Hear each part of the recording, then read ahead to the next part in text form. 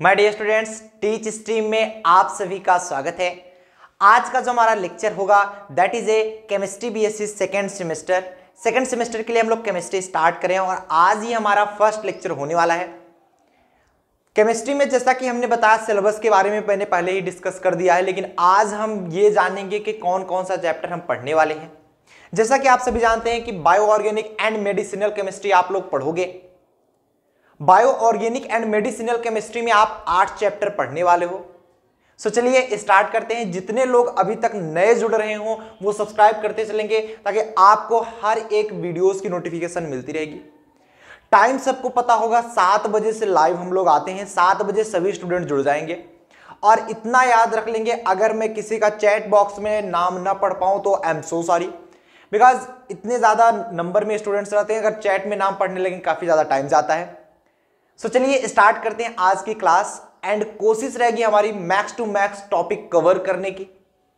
धीरे धीरे पूरा चैप्टर हम लोग कवर करेंगे। आज के इस लेक्चर में हम लोग क्या पढ़ने वाले हैं, चलिए इसके बारे में डिस्कस कर लेते हैं। सबसे पहले कंटेंट देख लेते हैं कि इस bio organic and medicinal chemistry में कौन कौन सा कंटेंट हमें पढ़ना है, मतलब कौन कौन सा चैप्टर आप सभी को पढ़ना होता है। चलिए उसके बारे में हम लोग पढ़ लेते हैं, ठीक है। तो सबसे पहला चैप्टर आपको क्या आता है, ध्यान से समझिएगा। सबसे पहला चैप्टर आता है that is A chemistry of carbohydrates, जो कि आज हम लोग स्टार्ट करेंगे, chemistry of carbohydrates. Second chapter जो आता है that is A chemistry of protein, हम केमिस्ट्री ऑफ प्रोटीन के बारे में बात करेंगे, दूसरा चैप्टर है। थर्ड चैप्टर आपके सामने है केमिस्ट्री ऑफ न्यूक्लिक एसिड।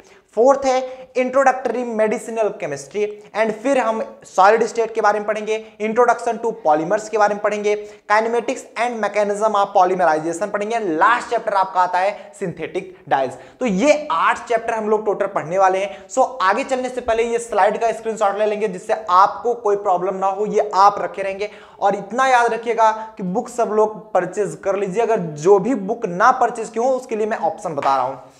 तो चैप्टर 1 जो है that is A chemistry of carbohydrate से हम स्टार्ट करते हैं। चलिए शुरू करते हैं केमिस्ट्री ऑफ कार्बोहाइड्रेट के साथ, उसी जोश के साथ और पूरे फुल एनर्जी के साथ। सभी स्टूडेंट याद रखिएगा, जब भी आपकी क्लास चल रही होती है आपका कंसंट्रेशन बोर्ड पर ही होना चाहिए, आपका दिमाग इधर उधर नहीं जाना चाहिए, क्योंकि जो भी चीज पढ़ाई जाएगी आपको याद होनी चाहिए उसी समय। ये नहीं है कि बाद में आप तैयार करोगे, एट द पॉइंट आपको हर एक चीज पता होनी चाहिए जिसे हमारे पूछने पे आप तुरंत ऑन द स्पॉट आंसर दे सको, ठीक है। चलो सो दैट आगे बढ़ने से पहले, जैसा कि आप सभी जानते हैं, जैसा आप अपना प्यार दिखा रहे हैं टीच स्ट्रीम के इस प्लेटफॉर्म पे, टीच स्ट्रीम का एक और प्लेटफॉर्म है जो कि खुद टीच स्ट्रीम का ऐप है, उसको डाउनलोड कर लेंगे। बेनिफिट क्या होगा, जैसे आप टीच स्ट्रीम का ऐप डाउनलोड करेंगे, जितनी भी बुक पीडीएफ होगी फ्री ऑफ कॉस्ट वहां पर अवेलेबल होगी। आप फ्री स्टडी मटेरियल पर चले जाएंगे, बुक पीडीएफ पे जाएंगे, आपको पूरी बुक मिल जाएगी, चाहे वो फिजिक्स की हो, चाहे केमिस्ट्री की हो, चाहे मैथ की हो, ठीक है। पूरी बुक वहां पर दी गई है। नोट्स जो होंगे यहीं पर मिलने वाले हैं। काफी स्टूडेंट सोचते हैं डिस्क्रिप्शन बॉक्स में लिंक दे दीजिए सर, कहां से दे देंगे, यहां पर नोट्स आपको मिलती है प्रॉपर। इसलिए जितने भी स्टूडेंट देख रहे हैं सबको ये ऐप डाउनलोड करना मस्ट है।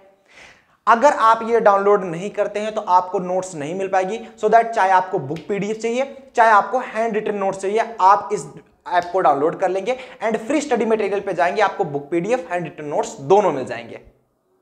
आगे बढ़ते हैं next, that is a second semester की जानकारी अगर हम आपको दे दें तो सेकेंड सेमेस्टर की जो क्लास है आपकी ऑलरेडी स्टार्ट हो चुकी है फिजिक्स केमिस्ट्री मैथ के लिए। आप सभी जानते हैं केमिस्ट्री आपकी लाइव है ऑन यूट्यूब एंड फिजिक्स और मैथ जो है एंड ऑन ऐप आपकी चल रही है क्लास। इसलिए अगर आप तीन के तीनों सब्जेक्ट पढ़ना चाहते हैं फिजिक्स केमिस्ट्री मैथ, तो ऑलरेडी आप हमारे साथ जुड़ सकते हैं टीच स्ट्रीम के ऐप में।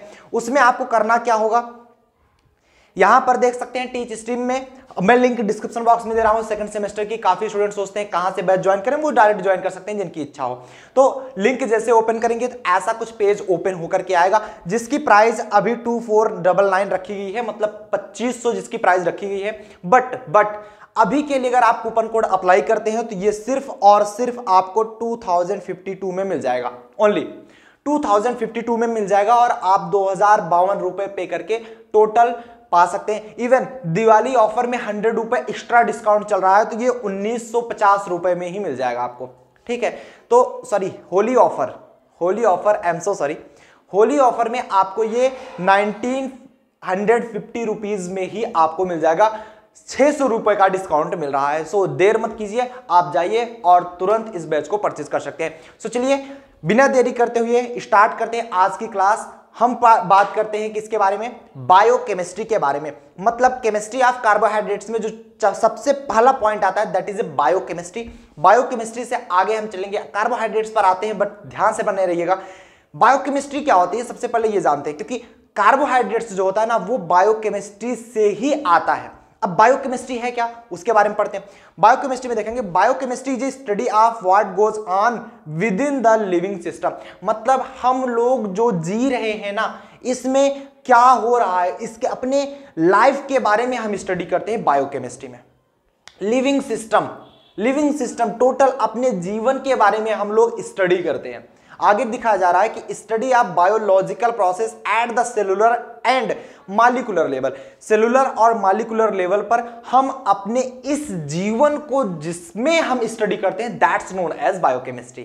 ठीक है, चलो कार्बोहाइड्रेट्स हमारा टॉपिक आता है। कार्बोहाइड्रेट्स होता क्या, बहुत डिटेल में पढ़ेंगे। और अगर अभी तक आपने सब्सक्राइब नहीं कर रखा है तो सब्सक्राइब कर लीजिए, क्योंकि कल की जो क्लास होगी उसका नोटिफिकेशन आपको तभी मिल पाएगा। इसलिए सब्सक्राइब का बटन जरूर प्रेस कर दीजिएगा। काफी स्टूडेंट नहीं करते हैं और उनको नोटिफिकेशन नहीं मिल पाती है, सो हम क्या कर सकते हैं उसके लिए, ये रिस्पॉन्सिबिलिटी आपकी है। दैट्स कार्बोहाइड्रेट्स क्या होता है ध्यान से समझिएगा।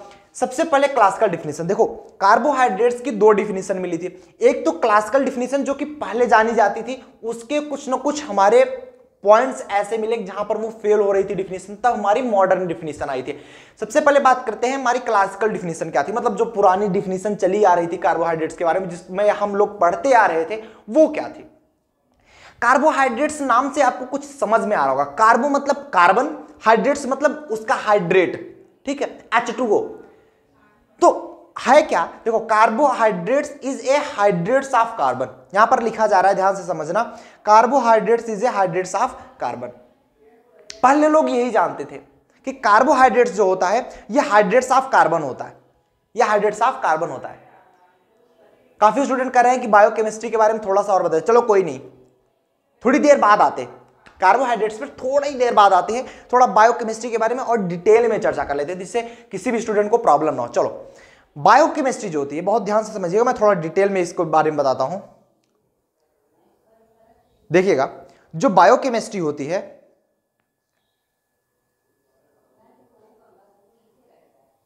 बायोकेमिस्ट्री ये दो प्रकार की होती है, एक बायो ऑर्गेनिक, एक बायो इनऑर्गेनिक। मतलब बायोकेमिस्ट्री में हम दो प्रकार के मॉलिक्यूल्स के बारे में पढ़ते हैं, इसमें हम दो प्रकार के मॉलिक्यूल्स के बारे में पढ़ते हैं, ठीक है। एक होती है हमारी बायो ऑर्गेनिक मॉलिक्यूल्स,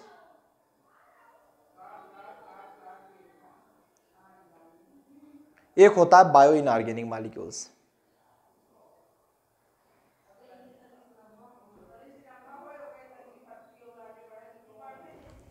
एक बायो ऑर्गेनिक मॉलिक्यूल्स होता है बायोकेमिस्ट्री में, एक बायो इनऑर्गेनिक मॉलिक्यूल्स होता है। अब मेन चीज हमें पढ़ना होता है बायो ऑर्गेनिक मॉलिक्यूल्स, मतलब यहां पर हम टोटल पढ़ेंगे बायो ऑर्गेनिक मॉलिक्यूल्स के बारे में। तो चलिए देख लेते हैं बायो ऑर्गेनिक मॉलिक्यूल्स में होता क्या क्या है।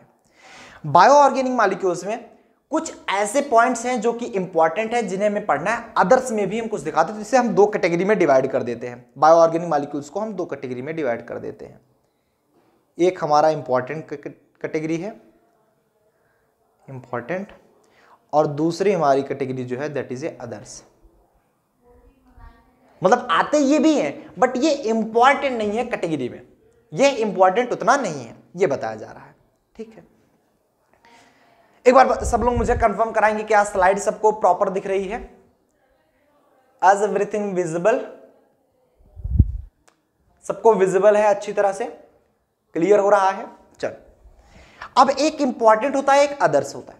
इंपॉर्टेंट में कौन कौन से आते हैं मैं उसके बारे में चर्चा कर लेता हूं। इंपॉर्टेंट में जैसे आते हैं कार्बोहाइड्रेट्स, इंपॉर्टेंट में आते हैं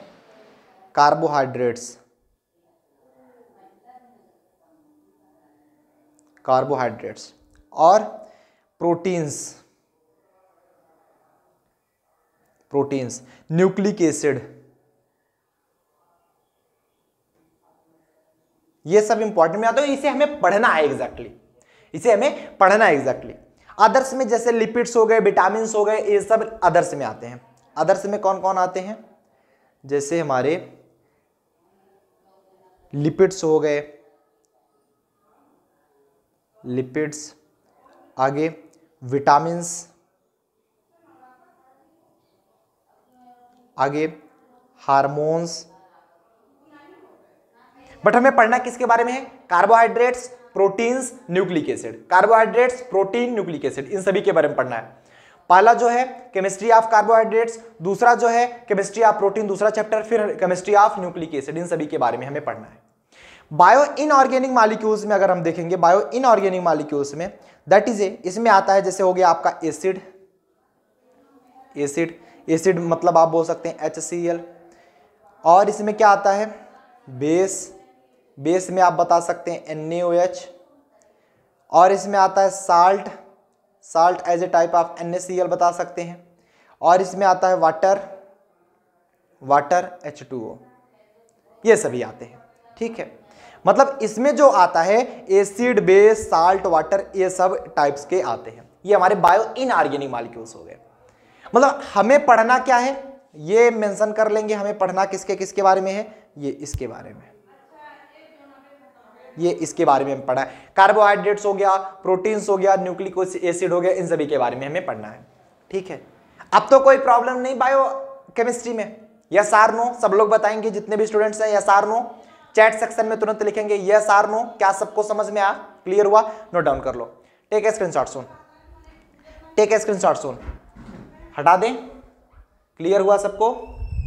चलो अब बात करते हैं हम लोग कार्बोहाइड्रेट्स के बारे में। ठीक है, बहुत अच्छे। अब हेडिंग लगा लेंगे कार्बोहाइड्रेट्स। कार्बोहाइड्रेट्स होता क्या है? ठीक है, व्हाट इज ए कार्बोहाइड्रेट्स। चलो देखते हैं कार्बोहाइड्रेट्स के बारे में। जैसा कि हम बता रहे थे कि carbohydrates is a hydrates of carbon. Carbohydrates जो होता है ये हाइड्रेट्स ऑफ कार्बन, कार्बन का हाइड्रेट होता है एग्जैक्टली। और ये लिखा कैसे जाता है, यहां पर ध्यान दीजिएगा, ये लिखा कैसे जाता है? General form is written as, यहां पर कार्बोहाइड्रेट्स जो लिखा जाता है, जो जनरल फार्मूला होता है इसका, general formula that is A CxH2O का Y। इट मीन्स दैट ये बताया जा रहा है, ये बताया जा रहा है कि आपको ये जो कार्बोहाइड्रेट्स है ये इस टाइप का होता है कि CxH2O का Y। मतलब X और Y की जगह कुछ भी हो सकता है, 1 2 3 4, बट ये कुछ इस टाइप का होना चाहिए। इस टाइप का है तो वो कार्बोहाइड्रेट्स है। पहले तो यही पता था कि अगर वो CxH2O के टर्म में है तो वो आपका कार्बोहाइड्रेट्स है, बट ऐसा नहीं होता। अभी आगे मैं बताऊंगा। फॉर एग्जाम्पल के लिए यहां पर बताया गया, जैसे फॉर एग्जाम्पल के लिए जैसे आपको बता दिया गया क्या, ग्लूकोज हो गया, ग्लूकोज और फ्रक्टोज का एक ही फार्मूला होता है, बस उसमें अंतर होता है, मैं आगे बताऊंगा ग्लूकोज फ्रक्टोज में। ठीक है, जैसे सुक्रोज एटसेट्रा। तो ये सभी क्या होते हैं आपके? कार्बोहाइड्रेट्स।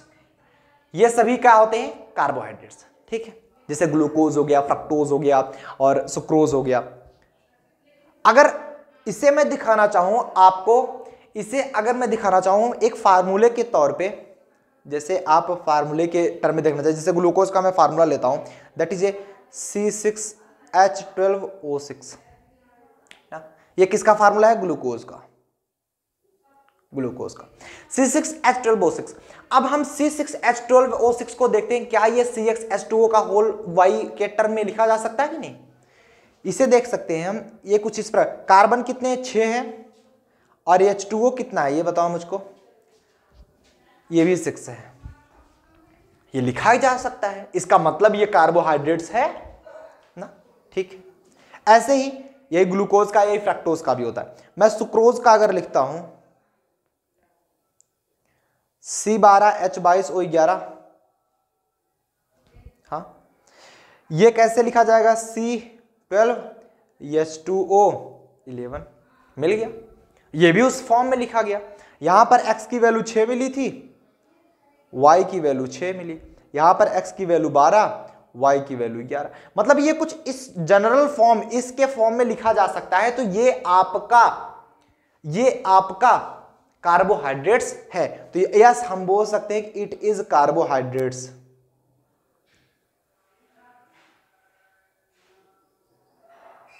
हम बोल सकते हैं कि इट इज कार्बोहाइड्रेट्स।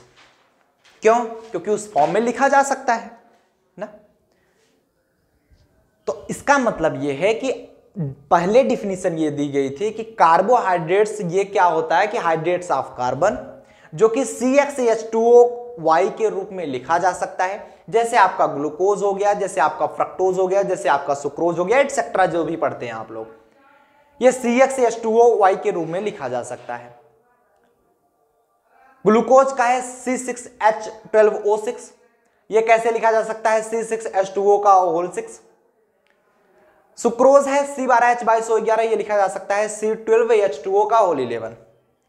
मतलब उस टर्म में अगर लिखा जा रहा है तो ये आपका कार्बोहाइड्रेट्स है। ऐसा हमें पहले मालूम था, बट आओ आगे देखते हैं। ठीक है, इसको नोट डाउन कर लो, टेक स्क्रीनशॉट। सुन, जो भी चीज बताई जाए उसको नोट डाउन करते रहा करो। ठीक है, आगे देखो, आगे बताया क्या जा रहा है। बहुत इंटरेस्टिंग पॉइंट बताया जा रहा है, ध्यान समझना कि we do want to represent carbohydrates as a hydrates of carbon. हालांकि हम लोग कार्बोहाइड्रेट्स को रिप्रेजेंट करते हैं as a hydrates of carbon, hydrates of carbon के रूप में हम इसे रिप्रेजेंट करते हैं, बट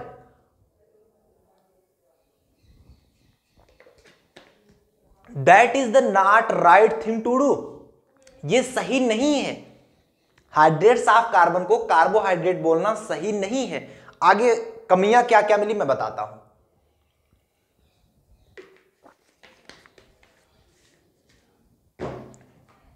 क्यों सही नहीं है?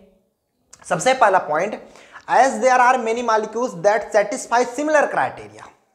ऐसे बहुत से मॉलिक्यूल्स हैं जो कि सिमिलर क्राइटेरिया सेटिस्फाई करते हैं, वो भी CxH2O का होल Y के रूप में लिखा जा सकता है, बट आर नॉट कार्बोहाइड्रेट्स। वो कार्बोहाइड्रेट्स नहीं है।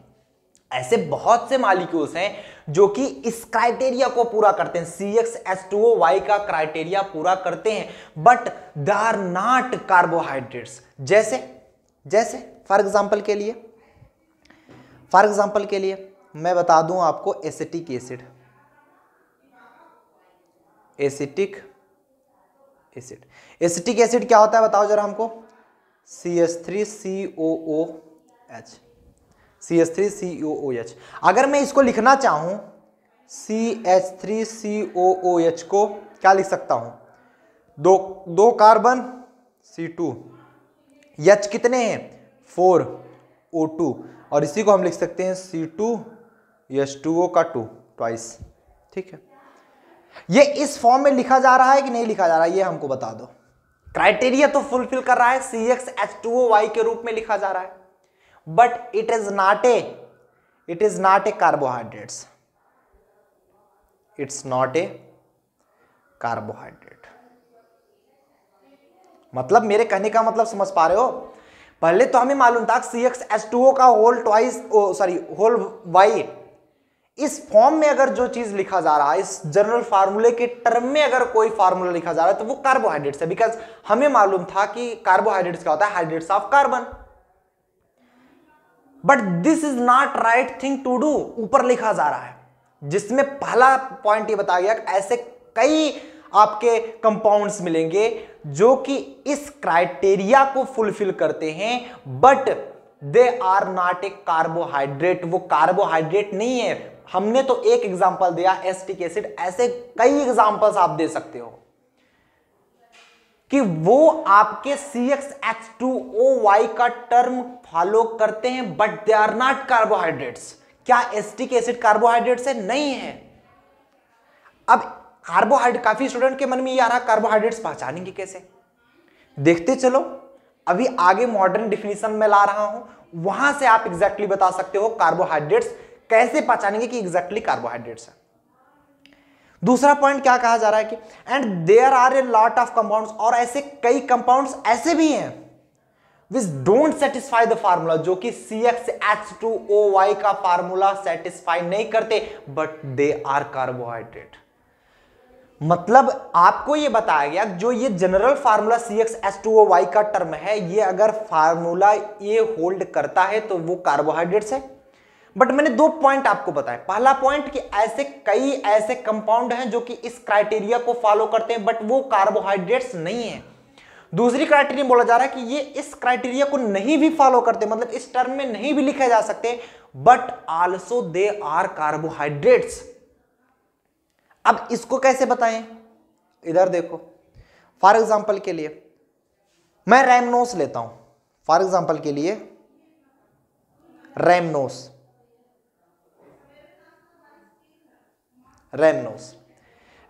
क्या होता है? रैमनोस का फार्मूला होता है, रैमनोस का फार्मूला लिख लो C6H12O5। ये कार्बोहाइड्रेट्स है। इसको अगर आप लिखना भी चाहोगे ना CxH2O का होल y के रूप में नहीं लिख सकते, दैट्स नॉट पॉसिबल। मैं दिखाता हूं। अगर आप लिखना भी चाहोगे ना C6H12O5 को, तो क्या हो जाएगा? C6H2O कितना बचा? 6, यहां पर 6 होना चाहिए बट यहां पर 5 ही होगा क्योंकि O5 ही है, एंड यहां पर एक टर्म आपका बच गया H2। क्या वो फार्मूला वैलिड किया? नहीं, ये सेटिस्फाई नहीं कर रहा है। यहां पर ये फार्मूला सेटिस्फाई कर रहा था, यहां पर ये फार्मूला सेटिस्फाई नहीं कर रहा है। CxH2OY का टर्म नहीं सेटिस्फाई हो रहा है, but still rhamnose is a carbohydrates. ये है हमारा, इट इज ए कार्बोहाइड्रेट्स। ये हमारा कार्बोहाइड्रेट्स है। वैसे कई बुकों में ये पढ़ाया नहीं जाता, डायरेक्ट कार्बोहाइड्रेट्स के बारे में मॉडर्न डेफिनेशन दे दी जाती है, बट स्टिल पहले क्या हुआ था वो उसके बारे में कुछ तो जानकारी होनी चाहिए हमको। अगर कुछ जानकारी नहीं रहेगी तो आपको कभी पढ़ाना हुआ, किसी को बताना हुआ, व्यक्त करना हुआ, तो कैसे आप कर पाओगे? ठीक है, इसलिए डिटेल में नॉलेज लेनी चाहिए। जो भी चीज पढ़ो डिटेल में पढ़ो। नोट कर लीजिए फटाफट से। Take a screenshot soon, take a screenshot soon, take a screenshot soon. Clear है? हटा दें इसको। चलो, मॉडर्न डेफिनेशन। मॉडर्न डेफिनेशन क्या होता है? Modern definition that is a carbohydrates are optically active polyhydroxy aldehyde और ketones are any compound which produce these are hydrolysis. Modern definition क्या बोलती है कि जो कार्बोहाइड्रेट होता है ना, आर ऑप्टिकली एक्टिव पॉलीहाइड्रोक्सी होते हैं। ये ऑप्टिकली एक्टिव होता है, मतलब इसका मिरर इमेज बन सकता है। ऑप्टिकल एक्टिव का मतलब होता है इसका मिरर इमेज पॉसिबल होता है। जिसका मिरर इमेज पॉसिबल हो वो आपका ऑप्टिकल एक्टिव कहलाता है। आया? अब ऑप्टिकल एक्टिव पॉलीहाइड्रोक्सी एल्डिहाइड होता है या फिर पॉलीहाइड्रोक्सी कीटोन होता है। पॉलीहाइड्रोक्सी आपका एल्डिहाइड होता है, पॉलीहाइड्रोक्सी कीटोन होता है, और अथवा एनी सच कंपाउंड, ऐसे भी कंपाउंड्स आपके कार्बोहाइड्रेट्स होते हैं विच प्रोड्यूस दीज ऑन हाइड्रोलिसिस, जो कि हाइड्रोलिसिस करने पर, उसका हाइड्रोलिसिस करवाने पर ये पॉलीहाइड्रोक्सी एल्डिहाइड या फिर पॉलीहाइड्रोक्सी कीटोन देते हैं। ऐसे कंपाउंड भी आपके कार्बोहाइड्रेट कहलाते हैं। पहली चीज तो कार्बोहाइड्रेट्स क्या होते हैं? ऑप्टिकल एक्टिव पॉलीहाइड्रोक्सी एल्डिहाइड या फिर ऑप्टिकल एक्टिव पॉलीहाइड्रोक्सी कीटोन होते हैं। अब जो पॉलीहाइड्रोक्सी एल्डिहाइड या फिर पॉलीहाइड्रोक्सी कीटोन वो भी ऑप्टिकल एक्टिव होंगे, वही आपके कार्बोहाइड्रेट्स होंगे। बट एक केस ऐसा भी होता है कि वो कंपाउंड भी जो या फिर जिनका हाइड्रोलिसिस कराने पर वो पॉलीहाइड्रोक्सी कीटोन या फिर पॉलीहाइड्रोक्सी एल्डिहाइड देते हैं, वो भी आपके कार्बोहाइड्रेट्स कहलाते हैं। आया? समझ में आया? चलो, फॉर एग्जांपल के लिए अगर बात की जाए, दैट इज ए ग्लूकोज। सबसे अच्छा ऑप्शन है प्लस डी ग्लूकोज। मैं दिखाना चाहूंगा फॉर एग्जांपल के लिए, आप बता सकते हो फॉर एग्जांपल के लिए, that is A plus D glucose, plus D glucose. अब यहां पर प्लस क्या दिखा रहा है? डेक्स्ट्रोरोटेटरी। याद रखना, प्लस डी ग्लूकोज क्या दिखा रहा है? डेक्स्ट्रोरोटेटरी। और यल मतलब लेफ्ट साइड, लिवो रोटेटरी होता है, ठीक है। और मैं दिखाता हूं, सबसे पहले हमने प्लस डी ग्लूकोज बनाया, प्लस डी ग्लूकोज बनाया, और यहां पर देखा क्या इसका मिरर इमेज आ रहा है, बिल्कुल आ रहा है, जस्ट उल्टा यल ग्लूकोज बन रहा है। तो डी ग्लूकोज क्या है, एक प्रकार का, प्लस डी ग्लूकोज क्या है, एक प्रकार से ऑप्टिकल एक्टिव पॉलीहाइड्रोक्सी है। अब आपके दिमाग में ये आ रहा होगा, यहां पर देखो CHO ग्रुप लगा हुआ है तो इसलिए ये ग्लूकोज है, अगर ये कीटोन ग्रुप लगा होता तो यहां पर फ्रक्टोज बन जाता ना।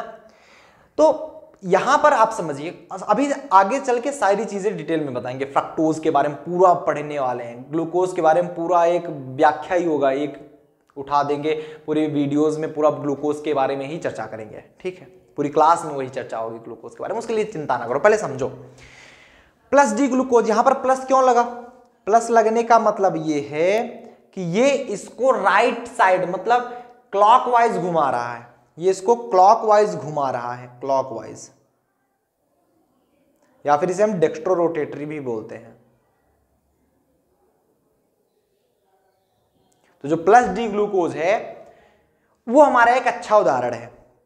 इसमें हमने लिया क्या, ग्लूकोज कैसे बनाते हो, पहले 6 कार्बन रख लो फटाफट से, देखो मैं समझाता हूं, ऐसे carbon, 2 carbon, 3 carbon, 4 carbon, 5 carbon, यहां पर CH2OH डायरेक्ट लगा सकते हो, CH2OH, ठीक है।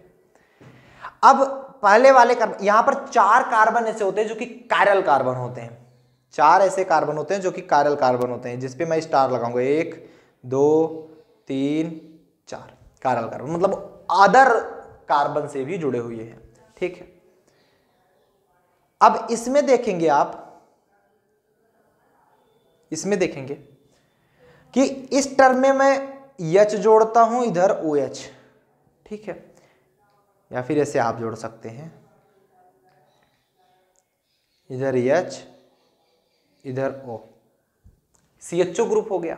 आप डायरेक्ट भी लिख सकते हैं, हम एक्सप्लेन में करके लिख रहे हैं। इस तरफ OH, और मैं याद करने का ट्रिक भी बता रहा हूं, H OH, बाकी सब जगह OH इधर रहेगा, H इधर रहेगा, OH इधर रहेगा, H इधर रहेगा। मतलब याद रख लो, दूसरा वाला टर्म जो होगा, पहले वाले पे तो CHO ग्रुप जुड़ा हुआ है, ये पहला कायरल कार्बन, दूसरे कायरल कार्बन में हाइड्रोजन राइट साइड और OH लेफ्ट साइड रहेगा, बाकी पूरा OH राइट साइड ही होने वाला है। कैसे जानेंगे कि ये प्लस डी है, डी है, डेक्स्ट्रो रोटेटरी है। जब भी आपको देखना हो तो नीचे वाले से दूसरा वाला देखा करो, जब भी आपको देखना हो नीचे वाले कार्बन से दूसरा वाला कार्बन देखा करो। जैसे आपको अगर पहचानना हो ना, तो आप ये पहला कार्बन ये रहा, दूसरा कार्बन ये रहा, इसका OH जहां रहेगा, अगर ये राइट साइड है तो ये D होगा, अगर वो लेफ्ट साइड होगा तो वो क्या होगा, L होगा। जस्ट मिरर इमेज इसका बना देते हैं। तो यहां पर नीचे देखेंगे, नीचे वाले से जस्ट एक ऊपर वाला जो कार्बन होगा, इसका अगर देखेंगे तो OH इसमें लेफ्ट साइड जुड़ा है, इसलिए ये L ग्लूकोज है, इसलिए ये L ग्लूकोज है। बताओ कहीं भी ऐसा पॉइंट जो ना समझ में आया हो, डी ग्लूकोज और L ग्लूकोज के बारे में कोई भी ऐसा पॉइंट जो ना समझ में आया हो किसी को, ठीक है, समझ में आया, क्लियर हुआ, हटाएं इसको। चलो, properties of plus D glucose. Plus D glucose की प्रॉपर्टी क्या होती है, प्लस डी ग्लूकोज की प्रॉपर्टी क्या होती है? First, it is a carbohydrate, simple, मतलब इसकी प्रॉपर्टी तो यही है कि ये पहला तो कार्बोहाइड्रेट है। दूसरा, plays prominent role in biochemistry. Prominent मतलब बहुत ही स्पेसिफिक रोल होता है इसका, और बहुत ही अच्छा रोल प्रदान करता है ये, मतलब मेन कैरेक्टर होता है एक प्रकार से। जो ग्लूकोज होता है ना, वो बायोकेमिस्ट्री में बहुत ही अहम भूमिका निभाता है। अगर हम आपकी बात करें तो ना, अपनी भाषा में बात करें तो ये अहम भूमिका निभाता है बायोकेमिस्ट्री में। प्रोमिनेंट रोल उसे कहते हैं, अहम भूमिका निभाना। And most abundant substance in biomolecule. Biomolecule में सबसे ज्यादा, अबंडेंट मतलब पाया जाने वाला, बायोमॉलिक्यूल में सबसे ज्यादा पाया जाने वाला ग्लूकोज ही है।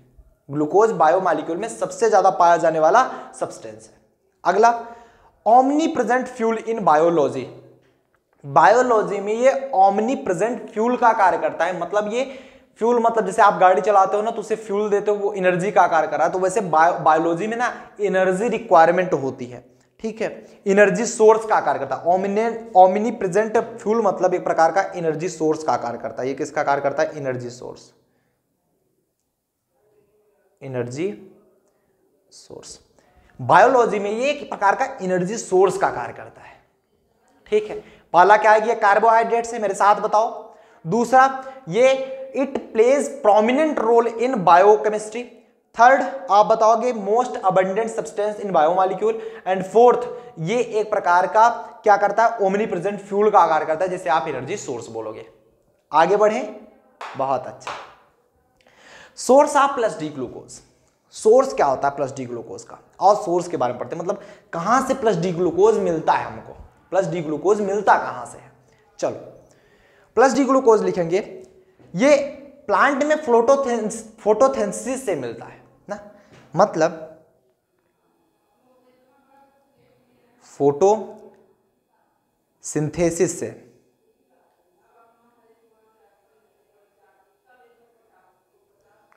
इन प्लांट लीफ, पौधों की जो पत्तियां होती हैं ना, उसमें फोटोसिंथेसिस से ये मिलता है डी ग्लूकोज। कैसे? ये देखो, फोटोसिंथेसिस जब होता है उसमें किसके किसके प्रेजेंट में? CO2 प्लस H2O,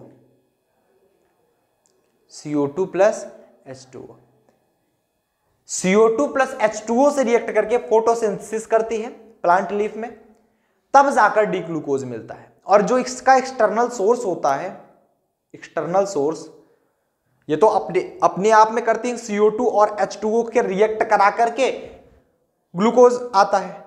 और भी कुछ एक्सटर्नल सोर्स भी होना चाहिए वहां पर, ऐसे सिर्फ फोटोसिंथेसिस से नहीं आने वाला। एक्सटर्नल सोर्स क्या होती है? It must be present in sunlight. अरे किसी पौधे को सनलाइट से हटा दो तो वो सूख जाता है ना। It must be present in sunlight and इसको क्लोरोफिल मिलना चाहिए, ठीक है, क्लोरोफिल, क्लोरोफिल। क्लोरोफिल क्या होता है? मेटल आयन कॉम्प्लेक्स होता है मैग्नीशियम का क्लोरोफिल। अगर जिसको ना मालूम हो तो लिख लो। जो क्लोरोफिल होता है chlorophyll is a metal ion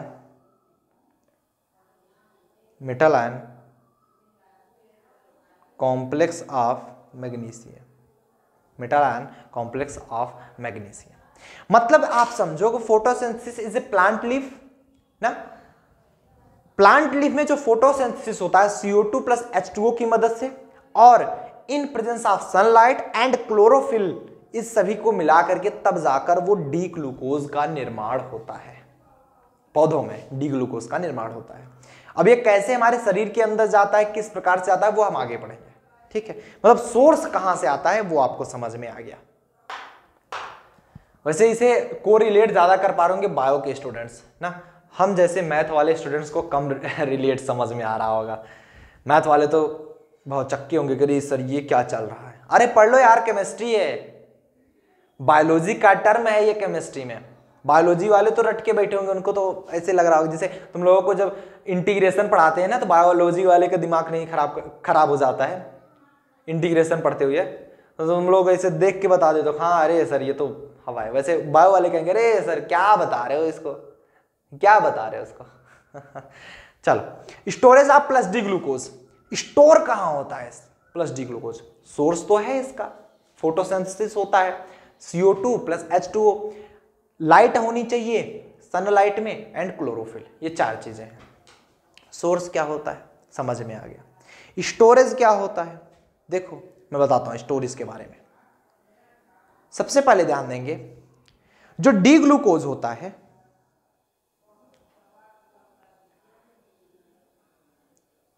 D glucose, यहां पर ध्यान दीजिएगा, डी ग्लूकोज ये इन टर्म ऑफ स्टार्च, इतने रूप में मिलता है, स्टार्च,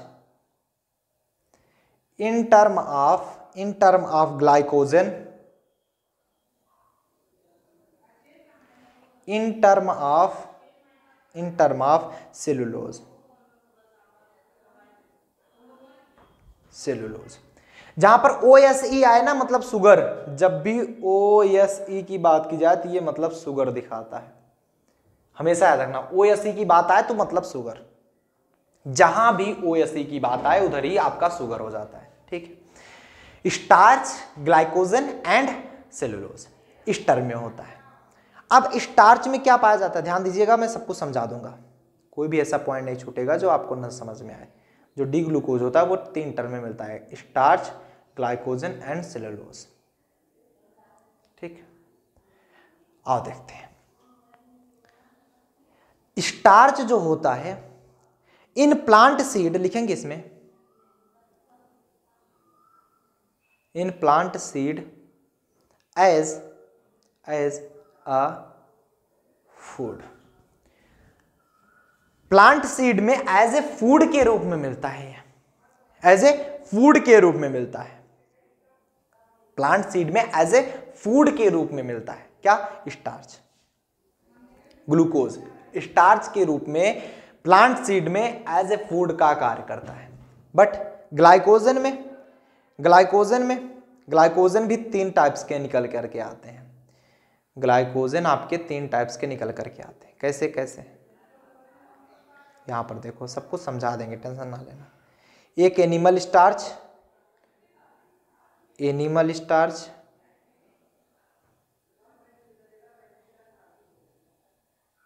दूसरा that is a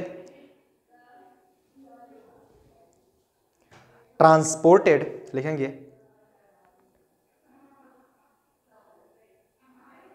transported via blood system,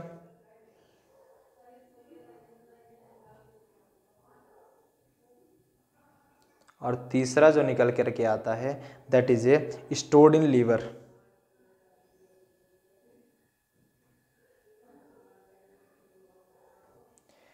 पहली बात तो ये एनिमल स्टार्च के रूप में मिलता है, ग्लाइकोजन को हम एनिमल स्टार्च भी कहते हैं, ठीक है, एनिमल स्टार्च के रूप में। और ये एनिमल स्टार्च के रूप में तो मिलता है, मतलब स्टार्च क्या है, एज ए फूड का आकार करता है, हमारे अंदर जाता है एज ए फूड के रूप में। ग्लूकोज, तभी तो ग्लूकोज हमारे अंदर है, तभी तो एनर्जी आती है। जैसे आप लोगों को कभी कभी क्या होता है कि जैसे कभी कभी सुस्ती आ जाती है प्रकार की, मतलब थकान बहुत ज़्यादा होने लगती है, तो डॉक्टर क्या लिखते हैं कि आपको क्या लेना चाहिए, ग्लूकोज ना। तो ग्लूकोज में एनर्जी आती है, एज ए फूड के रूप में होता है। बट अगर हम ग्लाइकोजन की बात करें तो वो क्या होता है कि एनिमल स्टार्च के रूप में जाना जाता है, ये एनिमल स्टार्च के रूप में पाया जाता है। दूसरी चीज, ट्रांसपोर्टेड विया ब्लड सिस्टम के द्वारा ये ट्रांसपोर्ट होता है हमारे शरीर में, ब्लड सिस्टम के द्वारा, एंड स्टोर्ड इन लीवर, और लीवर में स्टोर हो जाता है। सेलुलोज में क्या होता है, सेलुलोज में आप लिखेंगे फ्रेमवर्क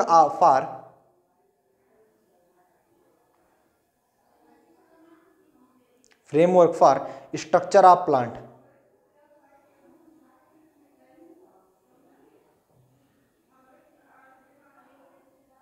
जैसे प्लांट का जो आउटर एरिया होता है उसका यूज होता है इसमें।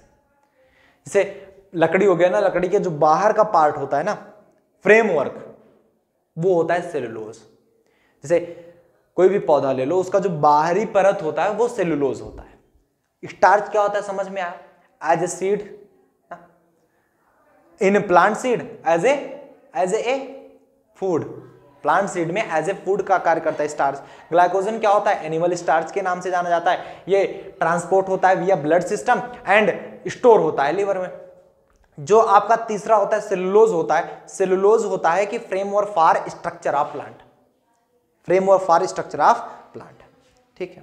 और ये सभी याद रखिएगा, जैसे स्टार्च से ग्लूकोज बनाया जा सकता है, ग्लाइकोजन से ग्लूकोज बनाया जा सकता है, एंड सेलुलोज से भी ग्लूकोज बनाया जा सकता है। ग्लूकोज से अगर ये तीनों मिलते हैं तो तीनों से मिलकर ग्लूकोज बनाया जा सकता है। नोट पॉइंट में लिख लेंगे, नोट पॉइंट कि D glucose is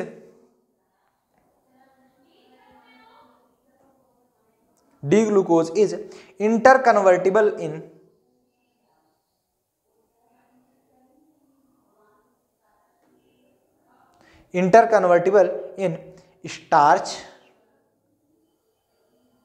glycogen and cellulose. मतलब जो डी ग्लूकोज होता है ना वो इंटरकन्वर्टिबल भी होता है, मतलब सेलुलोज से भी बन सकता है, स्टार्च से भी बन सकता है एंड ग्लाइकोजन से भी बन सकता है। ठीक है, क्लियर हुआ, बातें समझ में आ गई, यहां तक किसी को कोई प्रॉब्लम तो नहीं। अब हम ग्लूकोज का यूज पढ़ लें, कहां कहां यूज होता है। चलो हटा दें इसको, एक बार नोट डाउन करेंगे फटाफट से सब लोग। Take a screenshot soon, take a screenshot soon. चलो, use of biopolymers of plus D glucose. Biopolymers का यूज करेंगे प्लस डी ग्लूकोज का। ठीक है, use of biopolymers of plus D glucose, plus D glucose का हम लोग यूज करने वाले हैं। कहां कहां यूज होता है?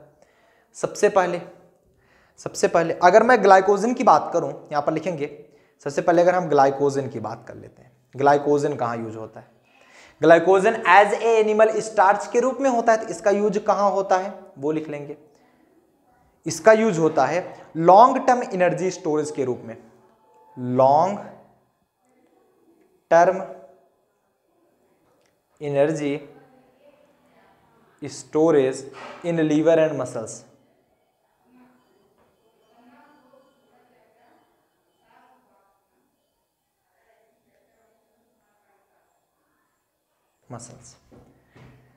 इट मीन्स दैट ये क्या होता है, ग्लाइकोजन आपके ट्रांसपोर्ट होता है विया ब्लड सिस्टम एंड आपके लीवर में जाकर ये फिक्स मतलब स्टोर होता है।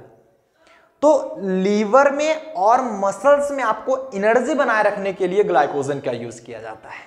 ठीक है, सेकंड स्टार्च की अगर हम बात करें, स्टार्च का यूज कहां होता है? स्टार्च का यूज होता है, स्टार्च पाया जाता है हमारे फूड में। अरे लिखा गया ना उसमें कि in plant seed as a food, food के रूप में ये मिलता है। जैसे पोटैटो में पाया जाता है ना, पोटैटो में स्टार्च मिलता है, ब्रेड में मिलता है, ब्रेड में स्टार्च रहता है, और राइस में स्टार्च रहता है, एटसेट्रा। इन सभी में एज ए फूड, आप सभी जानते हैं कि फूड है, इन सभी में स्टार्च पाया जाता है। और अगर हम बात करें लास्ट, सेलुलोज का यूज कहां होता है? सेलुलोज का यूज कहां होता है? तो आप सभी जानते हो सेलुलोज क्या है कि पौधे का बाहरी परत, जैसे लकड़ी हो गई, लकड़ी की बाहर वो परत जो होती है सबसे ऊपर वाली, उसका यूज कहां हो सकता है? उसका यूज पेपर रूप में हो सकता है, पेपर बनाने के लिए। जैसे बांस देखे हो ना, बांस का जो ऊपर का परत होता है ना, उससे आपका पेपर बनता है, जो आप लिखते हो। ये जो पेज है, ये देखो यहाँ पर, ये जो पेज होती है ना, ये जो नोट्स बनी हुई है आपकी, ये पेज बांस के उससे बना होता है। और भी चीजें मिलाई जाती हैं, बट उसी से बना होता है, तो वहां पर यूज होता है। मनी, नोट उसी पेपर से बना होता है। और जिसका यूज हम, अगर मनी का पेपर बता दें, जिसका यूज हम इकोनॉमिक्स में करते हैं, इकोनॉमिक्स में, और इसका यूज वुड के रूप में होता है, लकड़ियों के, क्योंकि लकड़ी का ऊपर परत होता है, लकड़ियों के रूप में होता है, जिसे हम कुछ भी शेल्टर बनाने के लिए काम लाते हैं, घर बना देते हैं, या फिर आप जो ये मेज रखी गई है, पोडियम रखा गया है, और टेबल हो गया, कुर्सी हो गई आपकी लकड़ी की, दरवाजा हो गया, ये सभी चीजें यूज होती है, सेलुलोज का यूज होता है उसमें। नेक्स्ट, कॉटन के रूप में यूज किया जाता है, कॉटन क्लॉथिंग में। ठीक है, कॉटन जैसे यहाँ पर का कॉटन का कपड़ा हो गया ना, उसमें यूज होता है इसका, सेलुलोज का।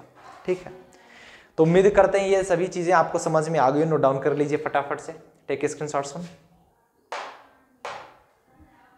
आगे आता है क्लासिफिकेशन ऑफ कार्बोहाइड्रेट्स। आगे आज ना पढ़ाते हो क्योंकि 45 मिनट ऑलरेडी हो चुके हैं। तो क्लासिफिकेशन ऑफ कार्बोहाइड्रेट्स, इसके बारे में चर्चा करेंगे कल। तो उम्मीद करते हैं आज जितनी भी चीजें पढ़ाई गई सारी चीजें आपको समझ में आई होंगी। एक बार फिर से हम आपको बता देना चाहेंगे कि आज हमने पढ़ा क्या क्या। सबसे पहले bio organic and medicinal chemistry पढ़ा, फिर आप सभी पढ़े कंटेंट के बारे में, एंड नेक्स्ट हम चैप्टर बताए जो कि हमारा केमिस्ट्री ऑफ कार्बोहाइड्रेट्स पढ़ने वाले हैं। एंड अगर अभी तक डाउनलोड नहीं किया डाउनलोड कर लीजिए, क्योंकि सारी नोट्स और बुक पीडीएफ वहीं पर मिलेगी। सो बार बार ना बताना पड़े, आप डाउनलोड कर लेंगे तो आपको नोट्स वगैरह मिलती रहेंगी वहां पे, ठीक है। एंड जिसको बैच चाहिए, बैच के लिए हमने बताया ही, ठीक है। आगे बढ़ते हैं, बायोकेमिस्ट्री के बारे में पढ़ा हमने, कार्बोहाइड्रेट्स पढ़ा, modern definition, classical definition, and then उसके बारे में पढ़ा हमने, ग्लूकोज के बारे में पढ़ा। सो कल पढ़ेंगे हम लोग क्लासिफिकेशन ऑफ कार्बोहाइड्रेट्स। सब लोग तैयार रहिएगा, क्लासिफिकेशन ऑफ कार्बोहाइड्रेट्स। सो मिलते हैं कल एक नए लेक्चर के साथ। टिल देन बढ़िया से पढ़ाई करें। All the very best.